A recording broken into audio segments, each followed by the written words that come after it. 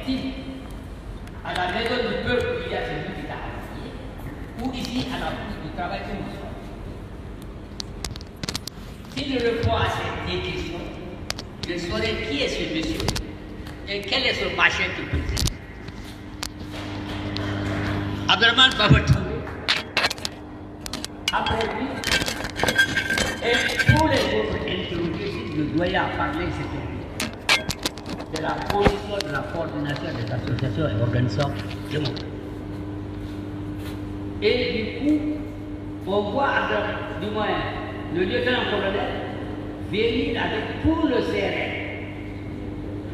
Et Dieu se sait ce qu'il était là, t'en souviens. C'était très difficile pour le CRN de rentrer à la bourse du travail. Il a fallu que Karambé,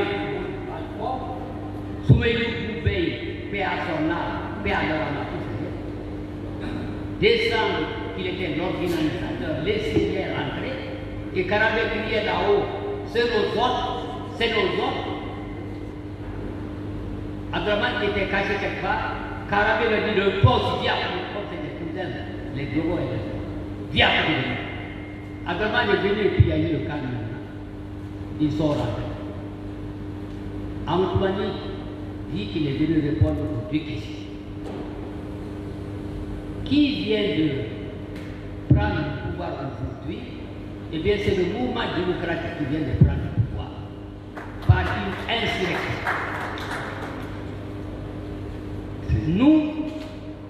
Nous n'avons fait que parachever.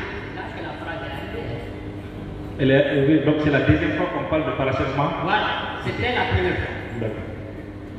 Nous n'avons fait que parachever le travail du mouvement démocratique. Nous n'avons fait qu'apporter notre toute petite pierre. Une toute petite pierre. Deuxième question.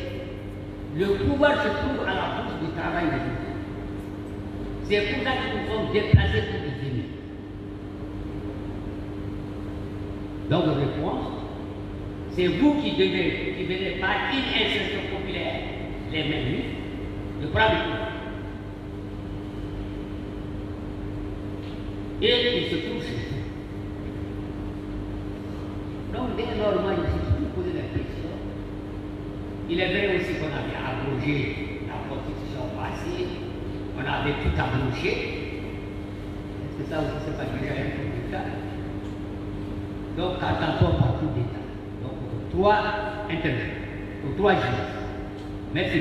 Merci, professeur Ali Diallo, qui ne peut jamais parler sans prononcer le nom de son maître spirituel en politique, le professeur Abdraman Touré. Voilà, donc vous pouvez parler avec lui à chaque fois et ce nom revient.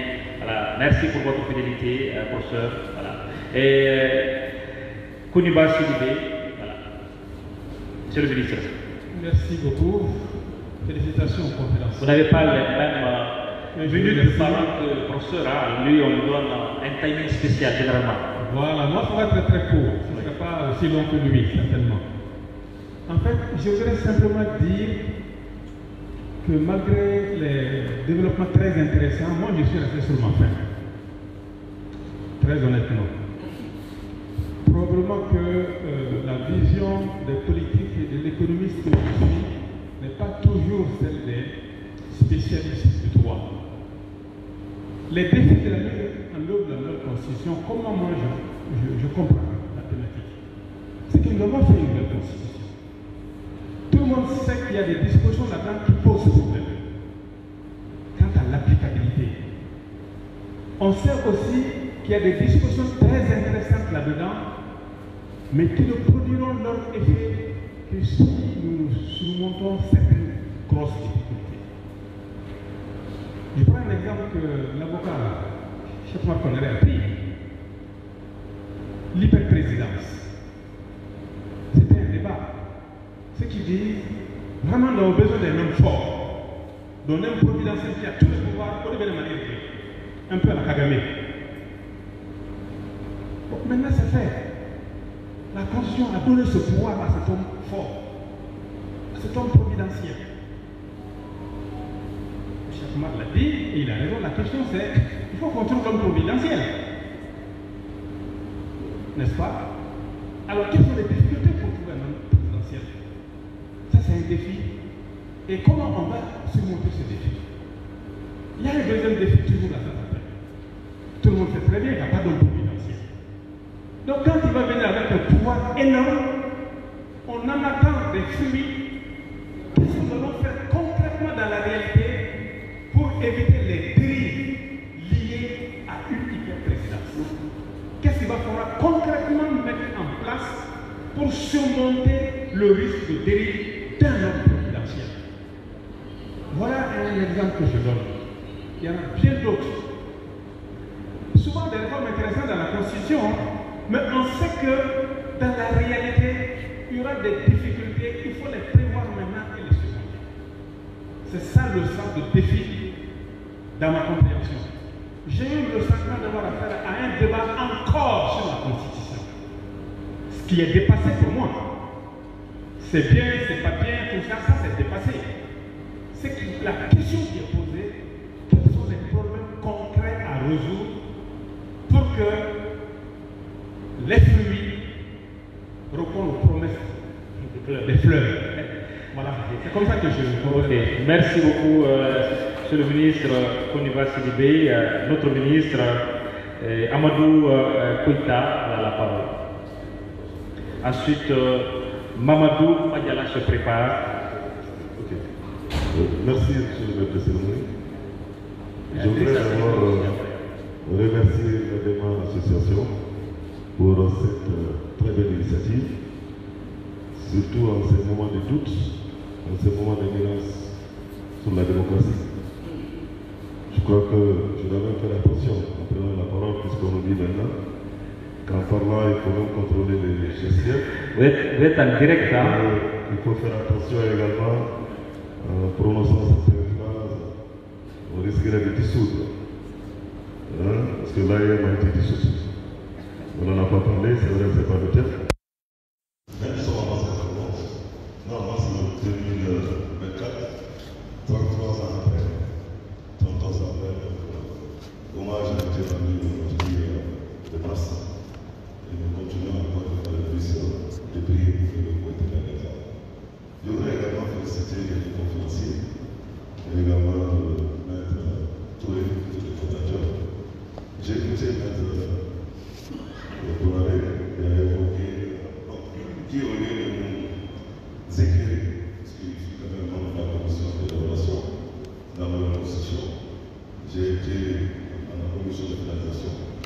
Je crois qu'il ne faut pas qu'on continue à maintenir le flou ou la confusion. La confusion, c'est que est-ce que la charte prévaut toujours? Est-ce que cette nouvelle constitution permet aux acteurs des autorités d'être candidats ou pas? Je crois que nous, les intellectuels, nous devons éclairer l'opinion, éclairer le public. Parce qu'il y a des discussions transitoires et nous ne sommes pas en période de transition. Je crois que 91, je pense que je contrôle les acteurs du mouvement démocratique. 91 après les événements de culture, diversité, le panachèvement politique, c'est pas comme l'État. Je crois qu'il y a eu une nouvelle constitution, la constitution du 25 février 92. Cette constitution est en vigueur dans les élections du président légitime.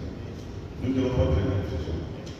Je voudrais également dire que nous, les intellectuels, les maîtres de la je te dis, je suis la nouvelle constitution, c'est pour renforcer l'état de droit, c'est pour renforcer la démocratie. Mais nous rencontrons des choses dans ce secteur. On a des problèmes avec les partis politiques. Vous l'avez dit dans notre intervention.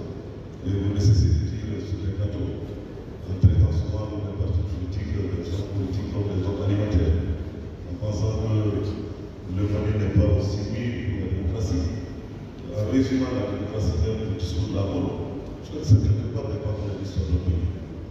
Je pense que depuis 68, il y a bien avant 68, les Maliens se sont battus pour l'avènement de la démocratie, dans la clandestinité. Le professeur de la parlé ici. Le discours de la mort, certes, est venu de façon contextuelle, mais le combat était là. Penser que nous ne sommes pas venus pour la démocratie et insulter des partis politiques, traiter des partis politiques de tous les noms d'Israël, je pense que c'est ça qui fait avancer. Et je crois qu'en la matière, il n'y a pas de confusion, je crois qu'en la matière, il n'y a pas de démocratie sans les partis politiques. Je ne sais pas si c'est votre sentiment réel ou si vous êtes en mission commandée pour assurer la classe politique. Je voudrais également féliciter le professeur Rial.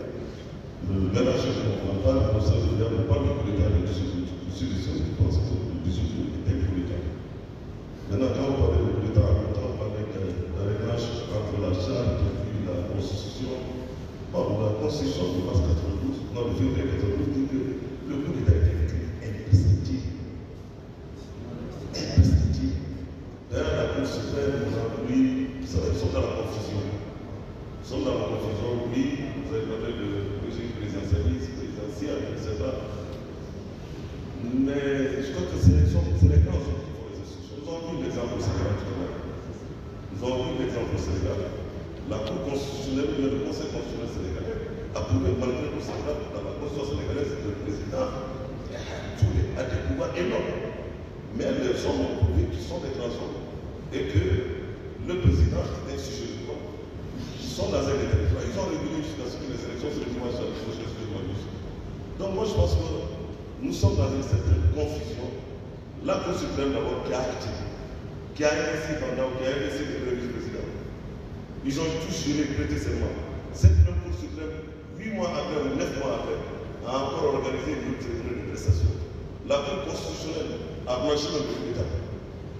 Je crois que c'est là où nous devons faire attention. Attention, pas que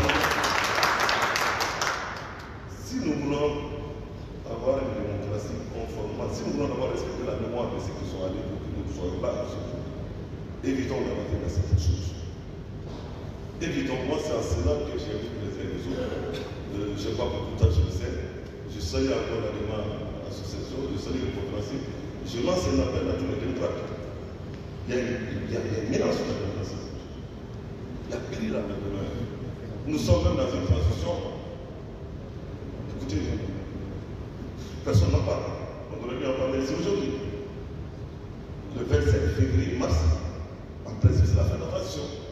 Conformément au décret qui a été écrit par le chef de la transition, par le président de la transition, portant prolongation du délai de la transition. Après, on nous a parlé des petits réaménagements, je ne sais pas, ou à l'époque, mais personne n'en parle. On serait là pas après le 25 mars 2024. C'est la case politique, c'est la zone politique. Pour sauver le Mali, pour sauver la démocratie, pour sauver la République, pour sauver l'état de droit, on en a besoin. Merci. Monsieur le ministre Mamadou Koïta, la parole à Mamadou Fadiala. Merci bien, je vais être bref. Merci bien, monsieur. Drissa Sidibé, Tchékou Koubé, Méga. Merci bien, monsieur le modérateur. Je commence par dire que, si vous voulez, il y a bien sûr la démocratie. Je pense que j'ai fait un article très février dernier, honorable à lui, assaut contre la démocratie, de démocratie pétrolière, de démocratie alliée à pétrolière. Je pense que je décrivais la situation du Congo dans le monde et particulièrement chez vous. Donc, merci monsieur le ministre d'avoir touché le mot. Est-ce que je vais dire à mon professeur de bien fait que je suis en contact des accords avec la notion, l'effet actif du consensus. Pour parler du consensus, il faut être dans les notions, soit dans l'état de droit, soit dans une démocratie.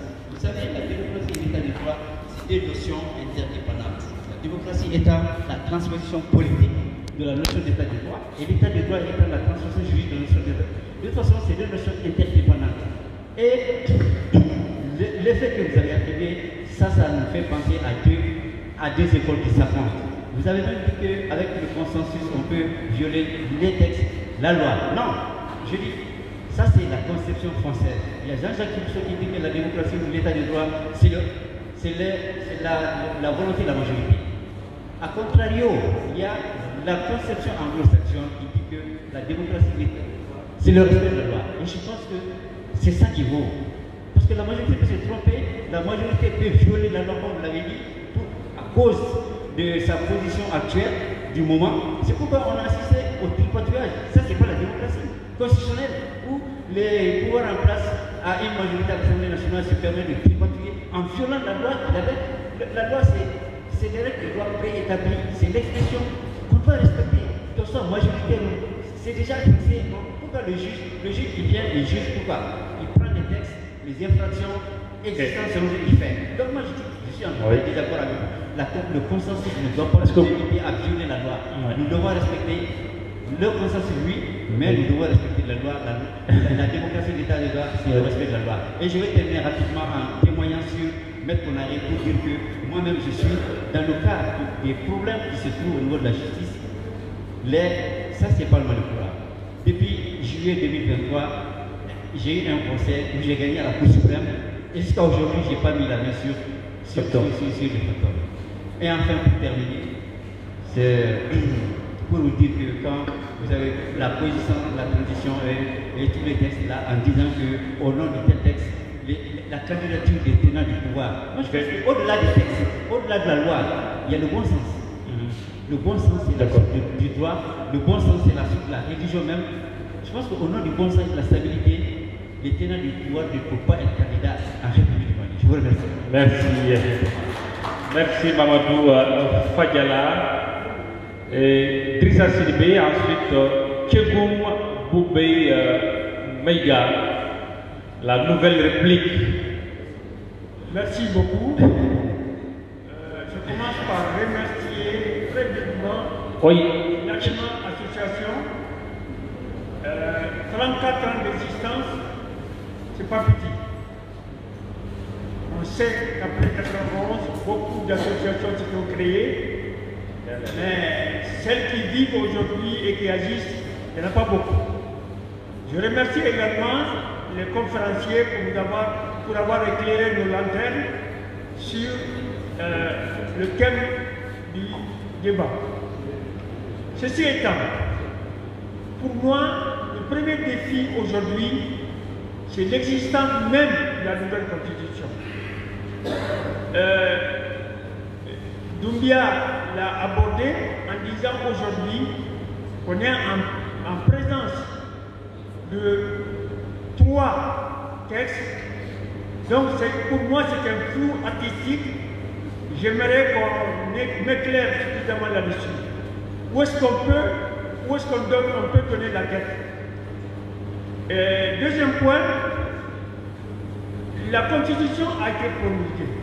La nouvelle constitution a été promulguée, mais on nous dit que, bon, l'ancienne de février 92 a encore son existence, et on nous dit la charte a son existence. Vraiment, moi, je ne le trouve pas. Au-delà de ça, on nous dit dans la nouvelle constitution que toutes les langues sont des langues nationales entre nous. Sont des langues officielles entre nous. Ce n'est pas sans problème. Comme disent, comment on peut fonctionner avec ça? Autre aspect, l'article 187 et l'article 188. C'est vraiment du télé sur mesure. Puisque à l'article 187, on dit que tout coup d'État est imprescriptible. Mais à l'article 188, bon, on efface le coup d'État que nous sommes en train de vivre. Autre point, le Sénat. Est-ce que c'est pas la dernière... Comment? C'est la dernière question comme ça? Oui. Ok. L'existence du Sénat, ça fait combien d'années nous nous battons contre ça? Et on vient nous l'imposer comme étant, qu'est-ce qu'on y met? Je voudrais savoir qu'est-ce qu'on y met et quelle est la nécessité. D'accord. Enfin,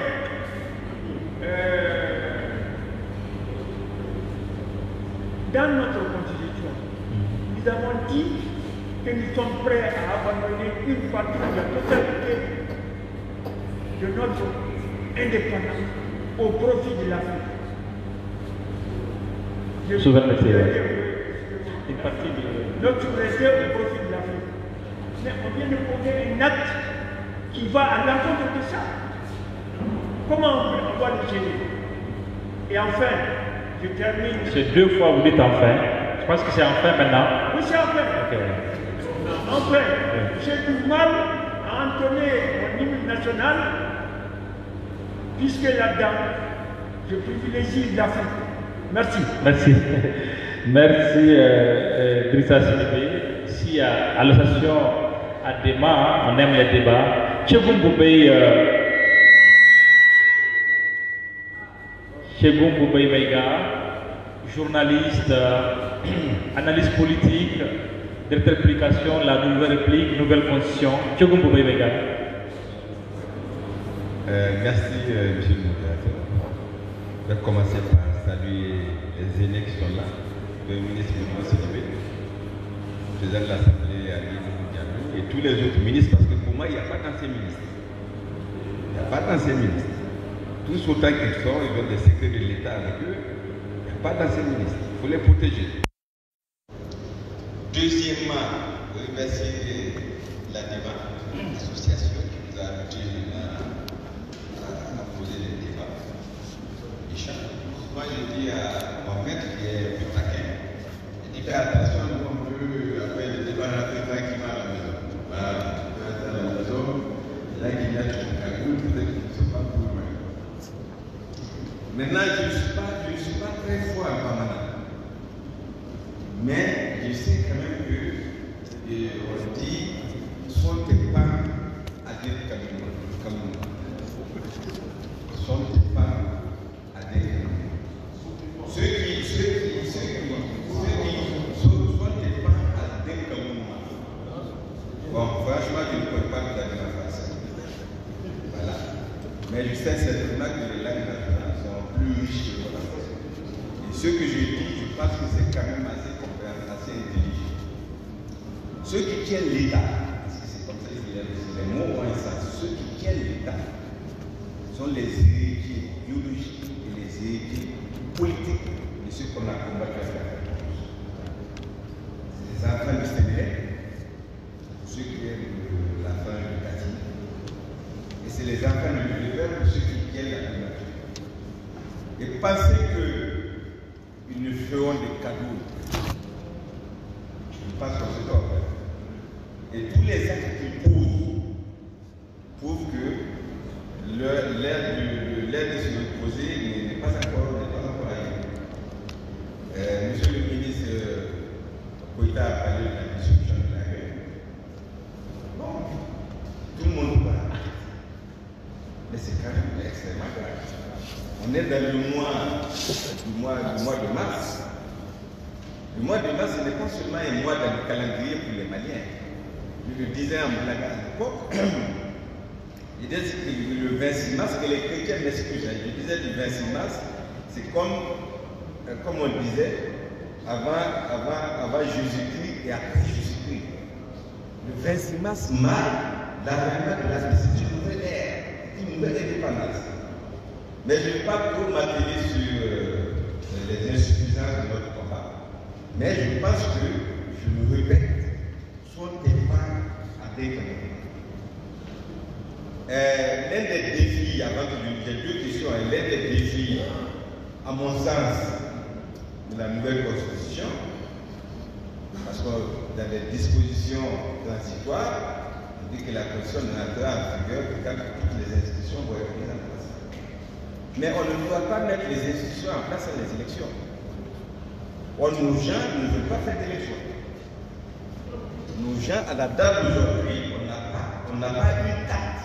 Depuis qu'ils ont parlé du report léger, ça c'était en septembre. Je n'ai pas l'impression qu'ils veulent faire des élections.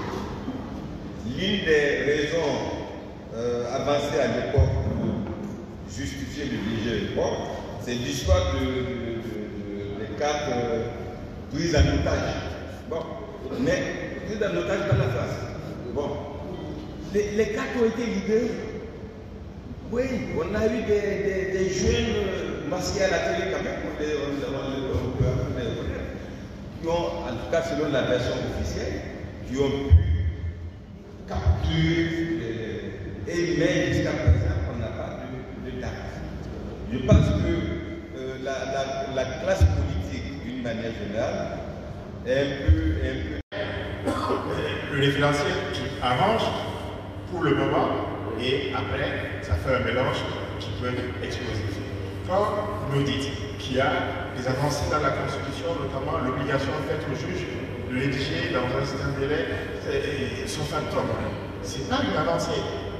En son temps, déjà, quand on a fait la réforme du code de procédure civile, sociale et commerciale, ça avait été mis. Mais comme on le dit, quand vous arrivez dans un pays, la question n'est pas de savoir s'il y a de bonnes lois, mais est-ce qu'elles sont appliquées? Aujourd'hui, on est en mars, le référentiel que nous avons adopté date de juillet. Est-ce qu'aujourd'hui, on peut dire que la même situation n'existe pas toujours au niveau de nos cours et tribunaux par rapport à la rédaction des facteurs? Donc, je me dis, il y a des efforts à faire, mais pas tout ramener au niveau de la Constitution. Mais pour être court, ma question, quand on a une Constitution adoptée et que cette Constitution cohabite avec deux autres référentiels, est-ce qu'il n'est pas temps de réfléchir à un chronogramme et un mécanisme pour mettre fin à cette cohabitation qui, pour moi, est fondamentalement dangereuse pour les droits humains? C'est ça le sens de ma question. Merci. On va prendre la femme et puis après, on donne la parole au panéliste, au conférencier. Awadja de l'association malienne pour les droits humains. Bonjour à l'Assemblée, avec mes hommages à tous nos ministres et mes hommages appuyés au mouvement démocratique, en particulier à l'ANIMA Association. À entendre les conférenciers, il existe actuellement une grande confusion juridique. Est-ce que cette confusion juridique ne constitue pas un défi majeur pour la mise en œuvre de la nouvelle constitution? Question 2. Avec cette constitution, avec cette confusion juridique, est-ce que les constitutionnalistes du Mali ne se sentent pas aujourd'hui interpellés?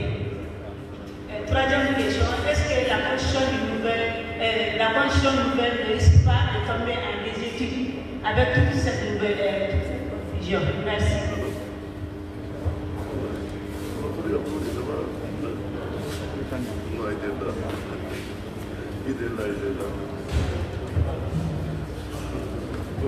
On a fait pratiquement le tour.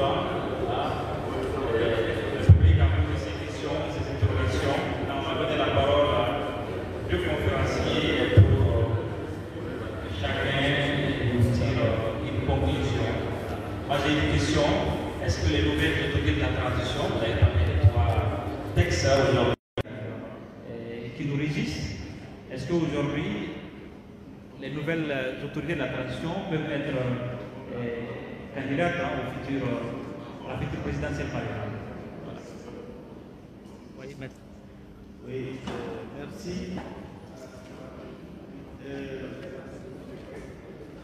Maître Diarra, que je salue, a soulevé un point crucial. Il peut y avoir de bonnes lois, mais mal appliquées. Je crois que nous sommes dans ce registre. Pendant tout le temps que j'étudiais à l'école, je croyais à beaucoup de théories. Mais quand j'ai commencé à exercer au barreau, j'ai vu des décisions extraordinaires. Alors j'en ai tellement vu que j'en suis arrivé à la conclusion qu'au Mali, il n'y a pas de loi, il n'y a que des juges. Et je trouve que ces juges ont l'impérium. Leur décision est exécutée de force. Dans ces conditions, il faut compter sur la qualité des hommes plutôt que sur même la qualité des textes. Je crois que c'est même cela, c'est cette même logique qu'il faut développer par rapport aux gouvernants futurs. Pourquoi je dis, prions pour avoir un homme d'État à la tête de l'État qui va, même si certains pouvoirs lui sont reconnus, les utiliser avec modération et dans l'intérêt supérieur du peuple. C'est cela qu'il faut souhaiter. Sinon, les institutions, les textes et tout ce qui s'ensuit là, tout ça dépend de l'interprétation des juges. Et donc il faut prier pour qu'on ait de bons dirigeants et une bonne justice. Et ça, c'est le véritable combat démocratique, quoi. Bon. Maintenant, oui. Parce que c'est fondamental. Oui. Il s'agit de la régularité. Oui. La nouvelle constitution a créé des dispositions oui. quelque part. Oui. Donc je prends par exemple la constitution du Conseil supérieur de la magistrature. Elle a été modifiée, etc. Mais maintenant, quels sont les défis qu'il faut surmonter pour que cette redevabilité des juges soit effective? Justement, la question de la justice a hanté les travaux de la commission de rédaction de la Constitution. Au point que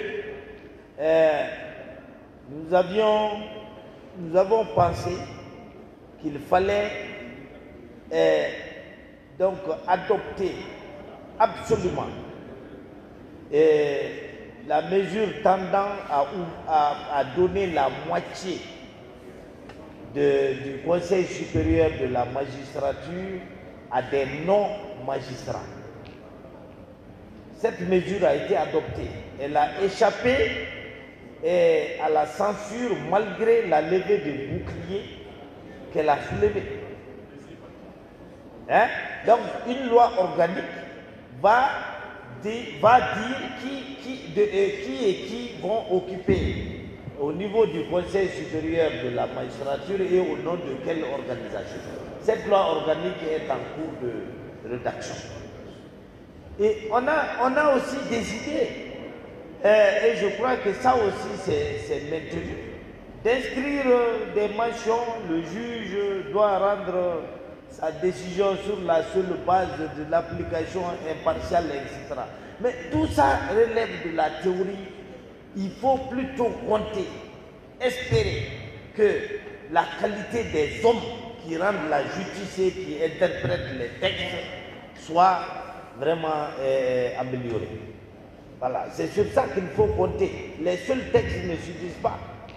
Voilà, parce qu'il peut même y avoir des sanctions prévues par les textes, mais ces sanctions-là, est-ce que le pouvoir politique va accepter de les appliquer? Il est arrivé que 30 dossiers soient contre des magistrats, soient transmis au Conseil supérieur de la magistrature, mais les magistrats concernés n'ont reçu que des blâmes. Pourquoi? Parce que le pouvoir politique avait besoin de la justice à cette époque-là, d'abord pour neutraliser l'opposition, deuxièmement pour faire passer les différentes élections. Donc, si vous voulez, cette complicité entre l'exécutif et la justice qui entraîne toujours la défaillance dans le travail judiciaire. Donc ça, moi je pense qu'on est parti pour longtemps. Ce n'est pas demain la veille que tout ça va s'arranger. Ça, c'est mon intime conviction. Quelqu'un a demandé... oui. Oui. Le juge du magistrat n'est soumis qu'à notre type de loi. Ça, c'est l'article 89 de la Constitution. Donc, à partir de là, le juge ne peut pas dire qu'il est sous l'autorité politique. Je m'inscris à la cour de tout ça. Le texte, voilà, il a bien dit la valeur des hommes. Non, je n'ai jamais dit que les textes ne prévoient pas l'indépendance, l'impartialité. Les textes sont très beaux, mais si nous en sommes là aujourd'hui, c'est parce qu'ils ne sont pas appliqués. si les textes étaient appliqués, mais on ne serait pas là à critiquer la justice. C'est parce que ça ne va pas. Les textes ne sont pas appliqués. Quand un juge décide de donner à un texte de loi sa propre interprétation et non l'interprétation attendue, mais qui peut l'en empêcher? Qui? Personne. Vous ne pouvez que faire exercer un recours et ce recours va encore tomber entre les mains de nouveaux magistrats qui sont eux aussi libres de dire ce qu'ils veulent. C'est ça le problème. Et comment changer ça? Vous n'avez pas d'armes pour les affronter. C'est leur décision qui est revêtue de la formule exécutoire. Qu'est-ce que vous faites? Il y a un autre recours, malheureusement, qui n'est pas très exercé, c'est le doctrinaire. Ici, les professeurs de droit, malheureusement, s'égarent de commenter les décisions de justice pour faire avancer le droit. Et ça, c'est une tare de la société. Parce qu'ils ont peur de s'assumer. Sinon, les juges doivent se référer, parmi les sources de l'interprétation, à la doctrine, aux analyses que nous faisons du droit. Mais ça aussi, bon, pour terminer, je parle un peu de cette cohabitation entre plusieurs textes de valeur constitutionnelle. Pourquoi je dis qu'il n'y a pas d'interprétation univoque de ces textes-là? Vous pouvez penser ça, un autre va penser ça, mais finalement, quelle est l'interprétation qui va prendre le dessus sur les autres? C'est celle de la Cour constitutionnelle. C'est pourquoi je me suis bien gardé de prendre position. Parce que là, on est dans une situation absolument inédite. On est dans une situation où on ne peut même pas parler en réalité de légalité ni de constitutionnalité. Pourquoi? La Constitution de 1992 dit: moi, je ne peux être révisé qu'après un vote des 2/3 des membres de l'Assemblée nationale et un référendum. Mais elle vient d'être remplacée par une nouvelle constitution sans qu'il y ait ces formalités. Bien avant la nouvelle constitution, on a décidé de lui annexer une charte qu'elle ne prévoit pas. Et tout ça marche parce qu'il y a quelqu'un qui détient un bâton, c'est tout. Voilà. Et les juges de la Cour suprême que vous accusez d'avoir adoubé cette situation-là, avaient-ils le choix? Voilà la réalité. Donc, il faut quitter les livres. C'est pourquoi je préfère que ce soit la Cour constitutionnelle qui se prononce là-dessus. Et ces arrêts sont ce qu'ils sont. Voilà, c'est la Cour constitutionnelle qui nous a inventé cette théorie d'insécurité résiduelle pour dire que, voilà, même si les MNLA empêchent l'État du Mali d'aller à Kidal, donc Kidal reste accessible au Mali.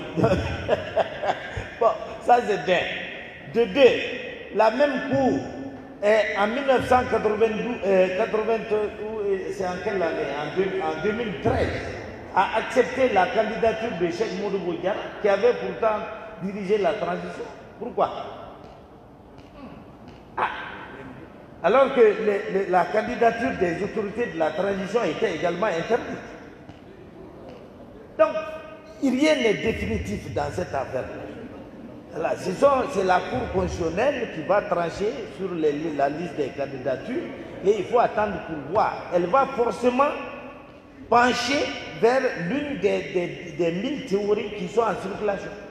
Voilà. D'accord. Merci. Oui, merci Cheikh pour c'est vrai, la plaie de notre démocratie, c'est aussi la justice. C'est aussi les hommes de droit, les professeurs, les avocats. Parce que dans d'autres pays, les avocats montent au prénom. Par exemple, au Sénégal, qui est cité comme une référence, mais les professeurs d'université montent au prénom. Mais ici, on préfère être dans les comités de finalisation. On rédige les chartes de transition. On est à l'aise, mais on n'est pas dans la critique. On ne monte pas au prénom. C'est ça aussi. Voilà. Parce que si on monte, c'est ça, on a la parole.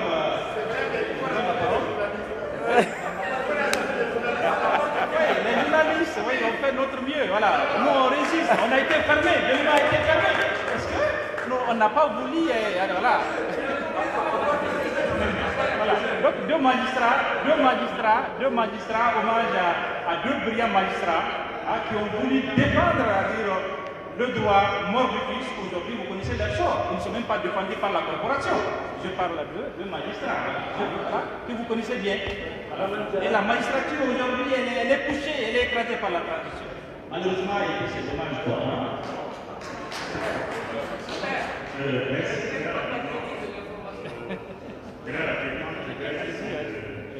D'apporter des clarifications par rapport à cette question. D'abord, la question de la rigidité à la porte. Il y a une voiture qui bloque sur le plein, qui bloque à la porte. Excellent. Il y a une voiture sur le plein qui bloque.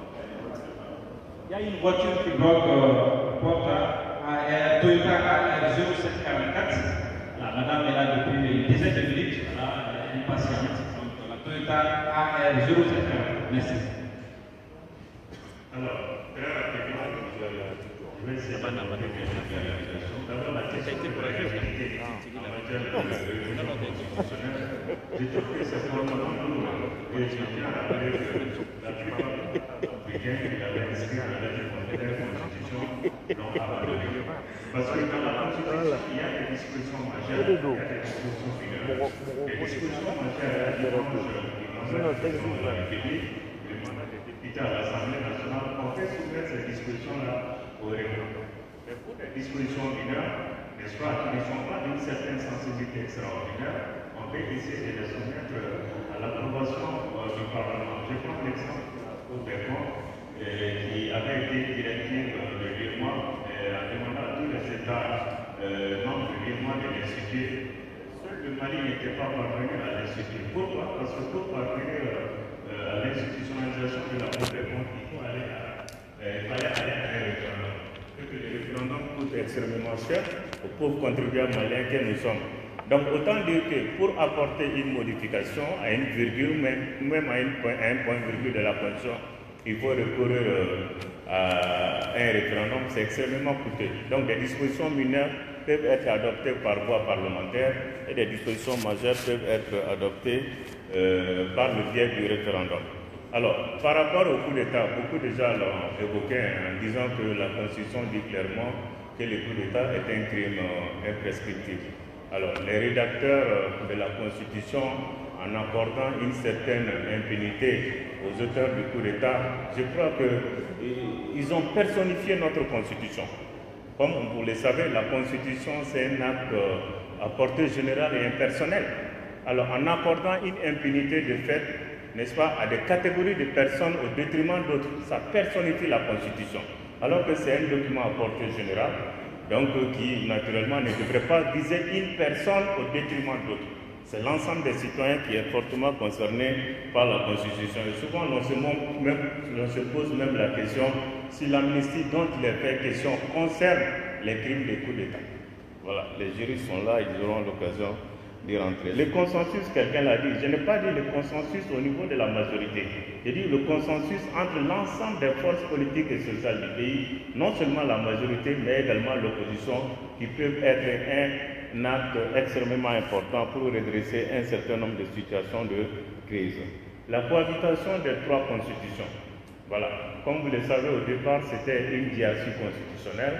Nous avons quitté d'une hiérarchie constitutionnelle à une triarchie constitutionnelle par la cohabitation de trois textes constitutionnels, à savoir la charte de transition. Tant que la transition est en vigueur, la charte de transition s'applique. Il est même dit explicitement dans cette charte de transition que la transition prend fin à l'investiture du président élu par le biais de l'élection présidentielle.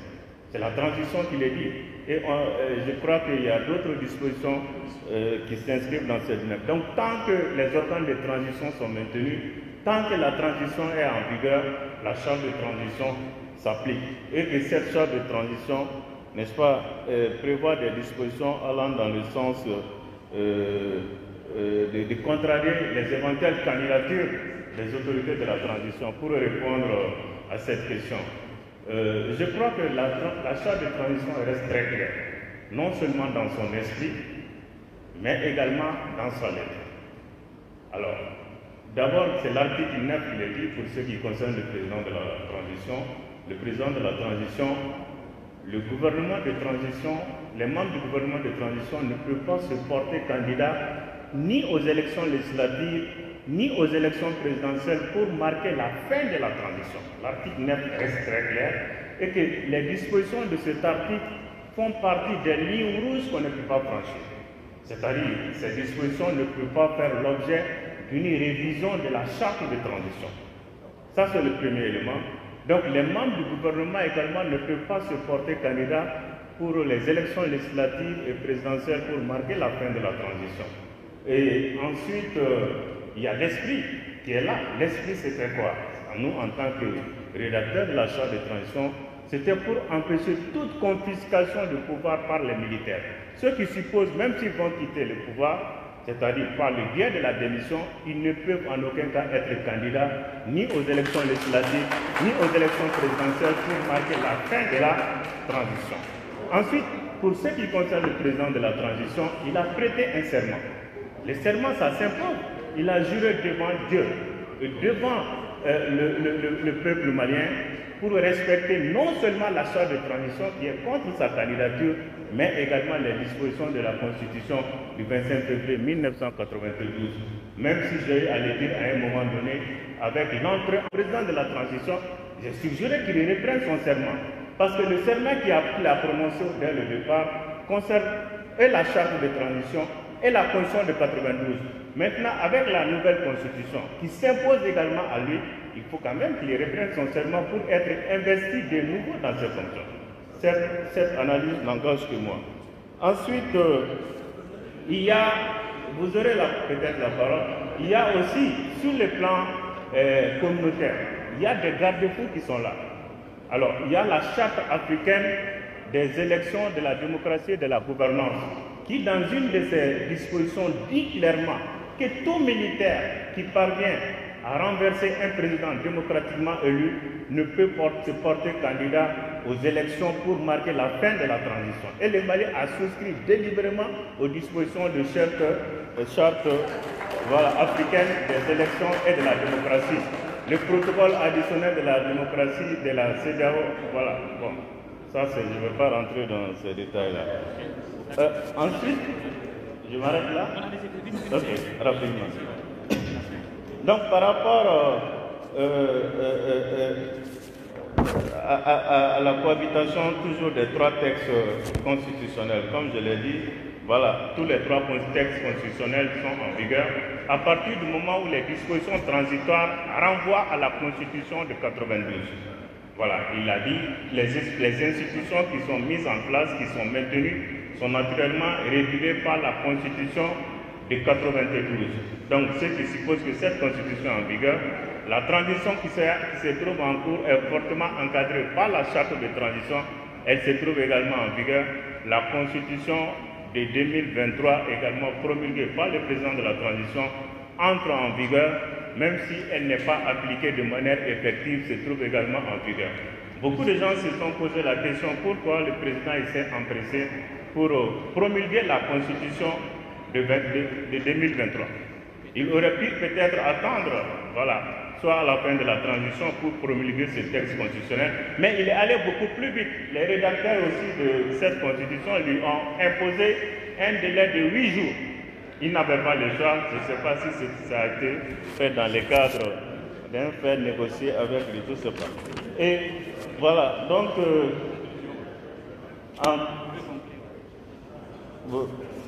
vous dites? Vous pouvez conclure, ok. Donc, je crois avoir peut-être répondu. Voilà, les constitutionnalistes qui sont fortement interpellés par rapport à la confusion, nous on ne peut que parler. Voilà, c'est les forces de changement qui se trouvent dans l'obligation d'acter, n'est-ce pas, la pertinence ou la crédibilité de nos discours et d'en tirer effet. Sinon, nous n'avons que le droit de donner notre position scientifique par rapport à telle ou telle question. Donc, je vous remercie. Merci beaucoup. Merci, professeur Sébia. Merci, maître Cheikh Omar Konaré, mais pour votre ordinateurs sont éteints. Donc, Madame la Présidente, je donne la parole pour votre nom de remerciement. Oui, non, dans les coulisses, les débats vont se poursuivre. Et moi, je vais les inviter pour un débat contradictoire sur ce livre-là. Rappelez-vous seulement de finir, rappelez-vous de ce juge de la Cour constitutionnelle en Côte d'Ivoire, Paul Yaoundé, qui dans un premier temps dit que Gbagbo a gagné les élections. Et après, il y a des morts, plus de 3000 morts. Il revient encore, il dit Alassane a gagné les élections. Un nombre d'élections, c'est ça aussi souvent de voir. Merci madame, vous avez la parole, madame la présidente. Merci beaucoup, Mohamed Atayeb. Merci, chers conférenciers. Je dois dire au nom de l'association, le comité directeur de l'association Alliance pour la démocratie au Mali, que nous sommes entièrement satisfaits. Entièrement satisfaits d'abord de la qualité des participants. Au départ, il n'y avait pas beaucoup de moments, on commençait à se poser des questions, mais en regardant maintenant dans la salle, on voit que non seulement les participants sont là, ils sont de qualité, mais que nous avons eu aussi des interventions de qualité. Et cela doit être salué. Et ce que je peux dire, c'est que ce n'est que le début, parce que concrètement, c'est un débat à poursuivre. Beaucoup ont dit ici qu'ils sont restés sur leur faim, mais il fallait déjà lancer le débat. Il fallait ouvrir le débat et nous espérons que les débats vont se poursuivre pour donner encore plus d'éclairage. Parce que nous avons souvent dit, lorsque nous prenions position concernant cette nouvelle constitution-là, que pour nous, la constitution, c'est d'abord l'affaire des citoyens, avant d'être celle des juristes. Il y a une vision politique qui est derrière, et elle est confiée à des professionnels du droit qui mettent la forme, et à partir de ce moment-là, les citoyens doivent se l'approprier, parce qu'il faut qu'on se retrouve dedans. Donc les débats doivent se poursuivre, parce que, à vous écouter, c'est clair, pour moi en tout cas, qu'entre les trois là, les trois textes, la charte de la transition, c'est elle qui est la véritable maîtresse du jeu. C'est elle qui s'applique en réalité. Elle est entre les deux. Elle fait référence à la Constitution de février 92. Ok, mais elle dit que s'il y a une contradiction, que c'est elle. Ce sont ces textes. C'est elle a vraiment la priorité sur la Constitution de 92. Maintenant, la nouvelle Constitution ne peut pas être appliquée, certaines dispositions du moins, ne peuvent pas être appliquées tant qu'on est encore dans la transition. Donc, qu'est-ce qu'il faut faire pour mettre fin à la transition? C'est les élections. Mais le problème, c'est que les tenants du pouvoir aujourd'hui, ce que je comprends aussi à travers tout ce qui a été dit ici, ils ont révisé une première fois la charte. Rien ne les empêche de réviser à nouveau la charte pour mettre là-dedans ce qu'ils veulent mettre là-dedans.